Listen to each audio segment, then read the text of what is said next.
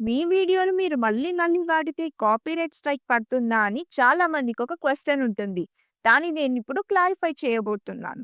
YouTube మీ సొంత వీడియోల పైన మీకు ఎలాంటి కాపీరైట్ స్ట్రైక్స్ వెయ్యదు. మీరు మీ సొంతంగా ఒక వీడియో క్రియేట్ చేశారంటే, ఆ వీడియో సృష్టికర్త మీరే అన్నట్టు. ఆ కాపీరైట్ రైట్స్ కూడా మీకే చెందుతాయి. మీ కంటెంట్ ఎవరైనా మీ పర్మిషన్ లేకుండా యూజ్ చేస్తే, మీరు వాళ్ళ పైన కాపీరైట్ స్ట్రైక్ వెయ్యొచ్చు.